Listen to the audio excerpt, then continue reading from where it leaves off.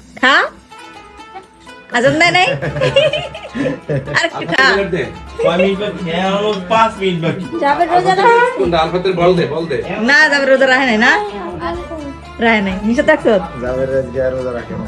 কে রোজা রাখলো কে রোজা রাখলো না সেটা তো পরের বিষয়। এইদিকে শরবত বানাতে গিয়ে যে কাহিনীটা হলো, আমরা তরমুজের শরবতের ভিতরে আমের শরবত ঢেলে দিয়েছিলাম, মনেই তো ছিল না আল্লাহ, পরে দেখি আমার তরমুজ এক হয়ে গেছে।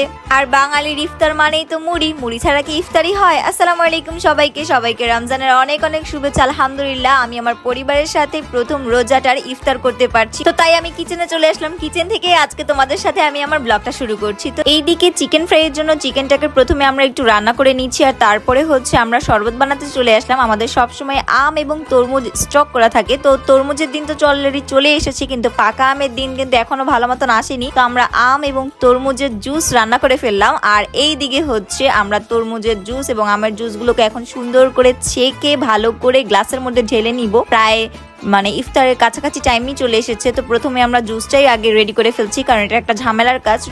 জুসটা রেডি করার পরে হচ্ছে বাকি কাজে যাব। দেখো কি সুন্দর ফ্রেশ আমের জুস। আর এই দিকে এখন চলে আসলাম, চিকেনগুলোকে ভাজতে দিলাম, মুড়িগুলোকে পটের মধ্যে ঢেলে নিলাম, তারপরে হচ্ছে গরম গরম আলু চপ, পেঁয়াজু, বেগুনির ভাজা হচ্ছিল। আর এদিক দিয়ে আমি একটু ফলমূল কেটে নিলাম, শসা, ধনিয়া পাতা, পুদিনা পাতা, এগুলো ছাড়া তো আবার তারই জমেই না, ভালো করে মুড়িটাকে মেখে নিতে হবে না। তো এই দিক দিয়ে আমাদের চিকেন ফ্রাইও হয়ে গেল, জিলাপি নিয়ে আসছিল আব্বু, সবকিছুই প্লেটে খুব সুন্দরভাবে আমরা সাজিয়ে নিলাম। আসলে প্রথম রোজার দিন তো, তাই একটু টাইম মেনটেনে প্রবলেম হয়ে গিয়েছে। আর অনেক বছর পরে আমার ছোট মামা বাংলাদেশে আমাদের সাথে মানে ঈদ করবে, তো দেখা যাচ্ছে যে মামাকে আমরা দাওয়াত দিয়ে দিলাম প্রথম রোজা সবাই একসাথে ইফতারিতে করবো। তো মামা মামি সবাই চলে এসেছে, তো আমরা সবাই মিলে সবকিছু রেডি করে ফেললাম। আর সবাই মিলে ইফতারি করাতে কিন্তু অনেক বেশি মজাও লাগে। আসলে ওরকম ভাবে ভিডিও করা হয়নি, শর্ট কিছু ক্লিপ নিয়েছিলাম, কারণ ওই যে বললাম তাড়াহুড়া করেই সবকিছু রেডি করা হয়েছে। আর এখন ঢাকা শহরের বড় একটা সমস্যা হচ্ছে গ্যাসের সমস্যা।